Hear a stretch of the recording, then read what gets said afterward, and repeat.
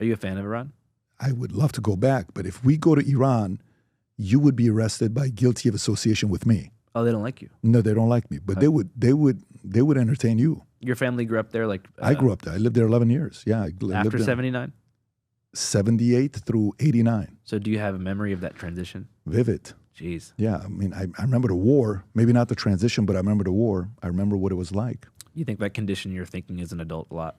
Like, do you think that conditioned like your way of thinking a lot? Just experiencing such a drastic regime change. I value freedom, and I'm extremely paranoid with the government having too much power. Mm-hmm. And you know who I had here on the podcast 3 months ago? I had the Islamic Revolutionary Guard founder. Wow. I had him here. This is a guy whose direct report, while they're in a building together, he's on the 4th floor. His direct report's on the 1st floor of the building in Iran. The direct report goes and puts a bomb, kills the president of Iran and the prime minister, and then claims he's dead. This guy claims that his ashes are everywhere. The entire country mourns for the president and the prime minister. You know, who's the people that they killed, Rob? It was the president and, anyways, they killed the 2 leaders that they have. 2 weeks later, they find that the killer's not dead. So the ceremony, anyways, this guy, when I have it on in our podcast, we're having a conversation together with him. I said, what's the first thing you guys did when Khomeini took over Iran? He said, we had to confiscate everyone's weapons. I said, why is that? He said, well, it's the natural thing. We had to make Iran safer. I said, so you take the guns away from citizens, scare the crap out of them. Now you have the guns? Yeah. That's the part where, for a person like me that lived there, where I saw what happened with a beautiful country that fell all of a sudden like this, because Iranians never thought this was going to happen, ever thought this was going to happen. And what's happened to the Middle East since then? It's been a shit show. What were the main promises that Khomeini promised to keep as far as like transforming Iran into a different society? You ready? Free food, free rice, really? Free phones, free gas, free housing. Sounded like Bernie Sanders. So it was the promise of free services without having to work for them. Everything was given. Take the money from the rich and give it to the poor. And I've heard that message here many, many times. You know how many times that's been tried? Many times. It always fails. Why? Because a person eventually gets so much power, that power they start abusing. And then when they start abusing, it's not like, hey, I can do whatever I want to do. The rest is history. So, you know, for me, I come from a different life that I witnessed what happened. And they got rid of this guy Shah, who made Iran an incredible place to be at, where Frank Sinatra performed a concert in Iran in 1975. You probably don't even believe that. No, I do. I mean, the same thing in Havana. That was Vegas 2.0. That's what Bingo. The Godfather. That's right. Too. So similar stories. Iran and Havana is actually a good combination. Good comparison. Cuba and Iran. So do you think there's something about human nature that just, you know, once people hoard a tremendous amount of power, they just naturally gravitate toward corruption and human rights abuses? You planning on having kids one day? Yeah. Okay. It's one of the greatest gifts in life. There's no love like how a kid loves you. Nothing. Not mom, dad, brother, sister, cousin, girlfriend, husband, nothing. Nothing like a kid liking you. And you like girls or you like guys? What? Oh, girls. Are you gay or straight? I think girls. No, I mean, you're pro-gay. I thought maybe you're... No. Are you fully... You're a girl? I've got a girlfriend. She's a girl. Real human woman. But is she like a girl a guy that identifies as a girl? No. She's a straight up lady. Hair and everything. Fantastic. Yeah. Congrats, bro. Thanks, Part of the same camp. it. I'm proud of you. I appreciate the respect with which you asked that question. You're like, wait, you support gay marriage? Are you gay? Listen, you can't assume nowadays, man. That was your number 2 point. Imagine if you were like, what's her name? And I got really offended. Larry. Like, are you serious? Why would you say? No, she's a girl, and she's probably watching. Yeah, but when you have a kid, let me tell you what happened. The way you're going to make a lot of money. Yeah. You're going to make a lot of money. Again, if you don't screw it up. But the way you're going, you're going to have a lot of great opportunities for you. Because you're likable. You have that it factor. You got the charm, charisma. You're very interesting as well.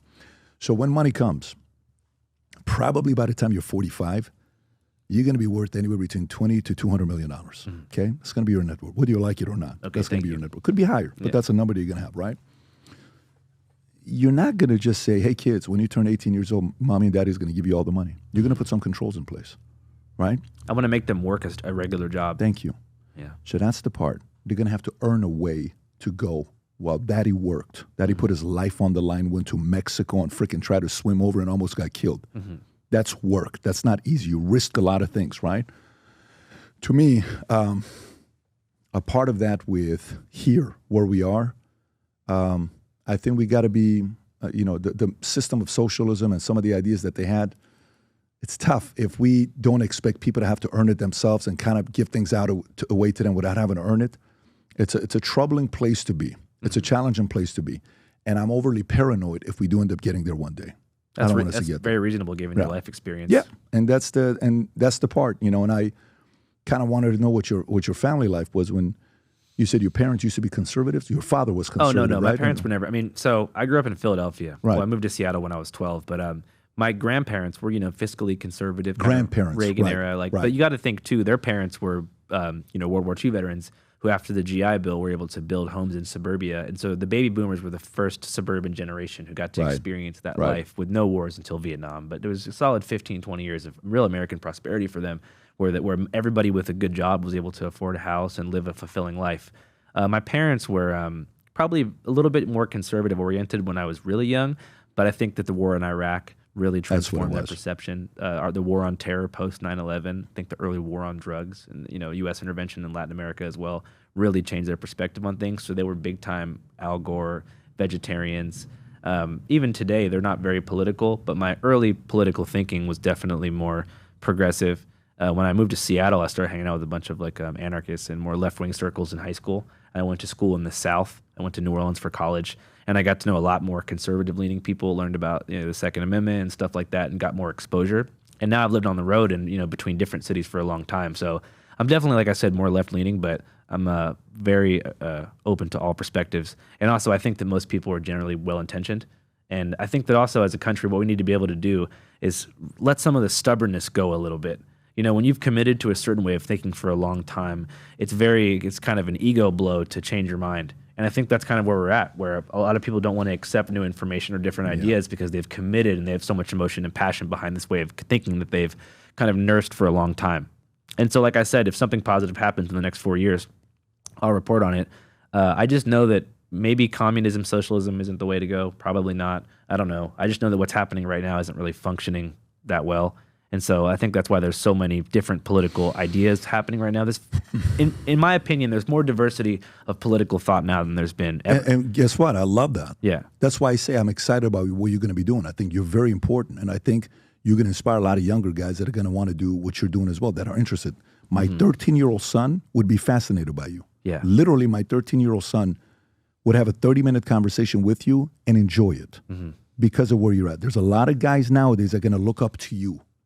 12-year-old kids that are looking up to what you're doing because it's entertaining, it sounds fun, it's a little edgy, but also you're in pursuit of something. Let me see what they're going through. Nowadays, more than ever, the brand you wear reflects and represents who you are. So for us, if you wear a Future Looks Bright hat or a Valuetainment gear, you're telling the world, I'm optimistic. I'm excited about what's going to be happening, but you're a free thinker. You question things. You like debate.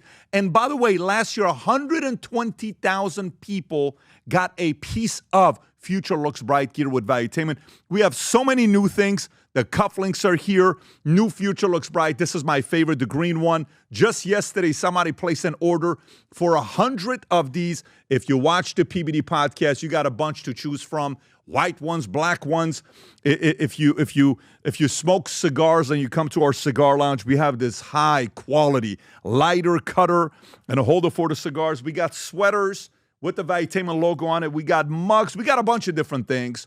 But if you believe the future looks bright, if you follow our content and what we represent with Valuetainment, with PBD Podcast, go to vtmerch.com. And by the way, if you order right now, there's going to be a special VT gift inside just for you. So again, go to vtmerch.com, place your order, tell the world that you believe the future looks bright. If you enjoyed this video, you want to watch more videos like this, click here. And if you want to watch the entire podcast, click here.